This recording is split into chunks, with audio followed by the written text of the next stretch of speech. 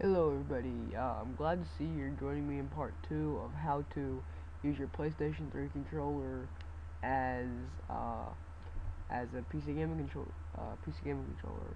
Um, Now what I just figured out, to be honest, I just figured this out was that you can also use your Xbox controller as PC gaming controller.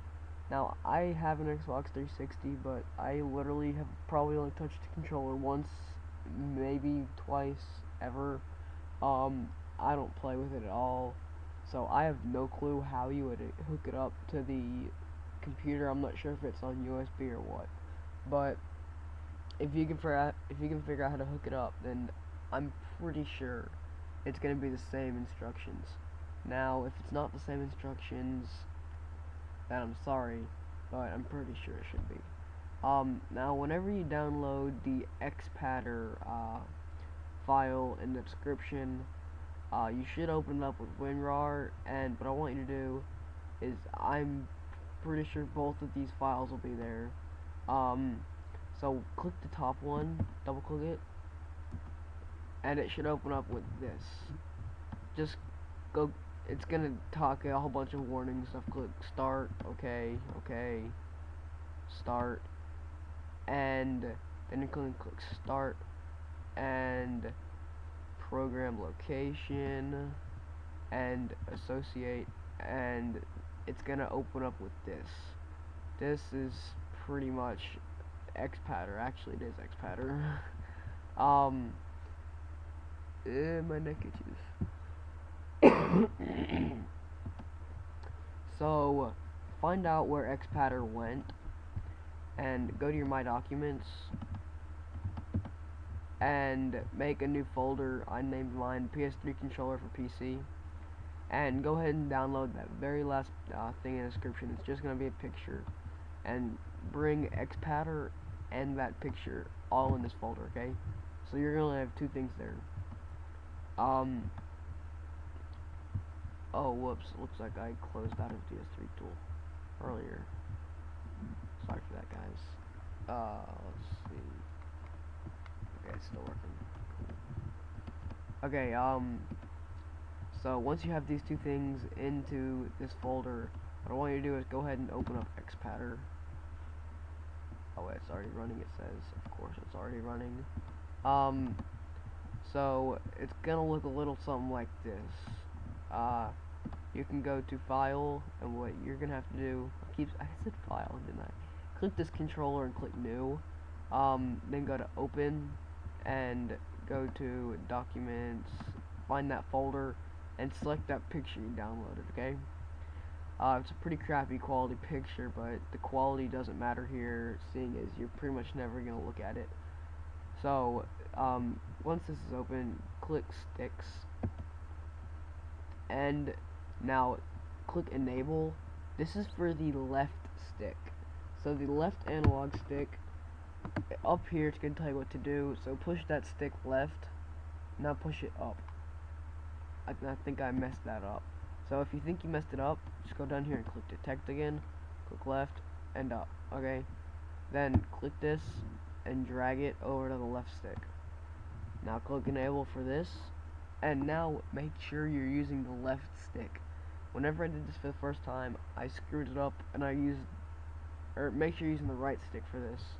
Now, whenever I started this, I screwed it up and used the left stick, and whenever I moved, I looked at the same time, and it was confusing. I was like, what the heck? So, make sure you do this with the right stick. Now, go left, then up. Okay, then click this and drag it over here. Now go to D-pad, and enable the D-pad. And I did this too. I used the left analog stick for this one also. Make sure to push up on the D-pad, down, left, and right. And click this and drag it over to your D-pad.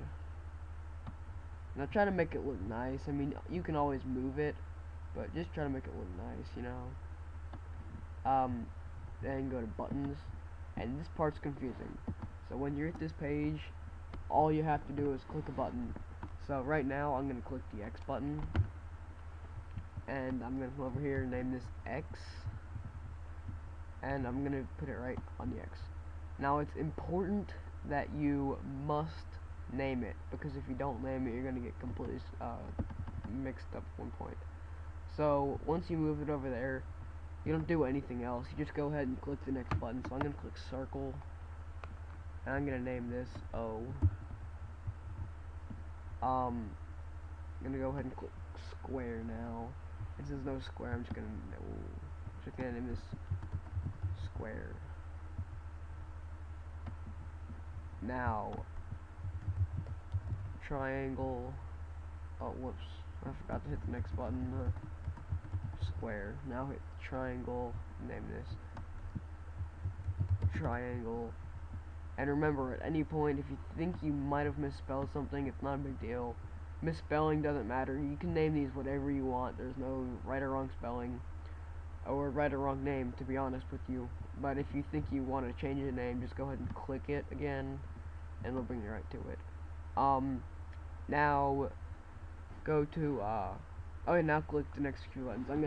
Now, you only do L1 and R1 on this page. Down here where it says triggers, you do R1, you do R2 and L2, because those are triggers.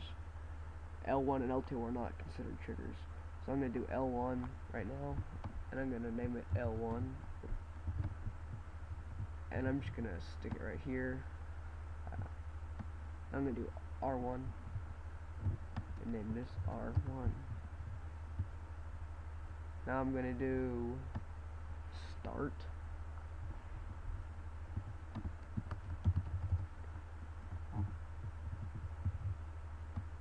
And select.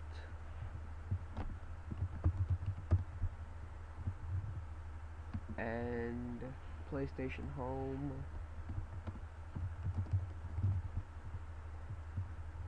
Now, do not forget about these last two buttons. Left trigger click.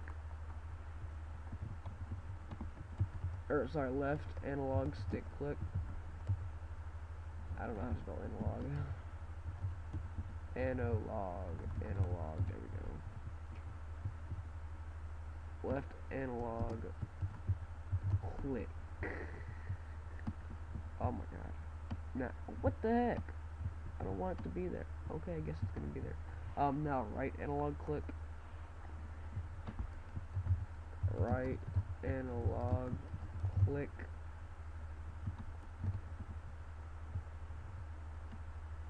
And now you're done. Now go to triggers. Click enable. Hold left trigger. So just push the left trigger and push the right trigger. Okay, you're good to go on here. Now click OK. Now when you click OK, it's gonna come up with all this. First, I want you to click this controller and click Save As, and go Documents, PS3 controller for PC, and save this. I'm gonna save this as YouTube test. Now, all this did was save the control scheme. That's all it did. It didn't, the control layout.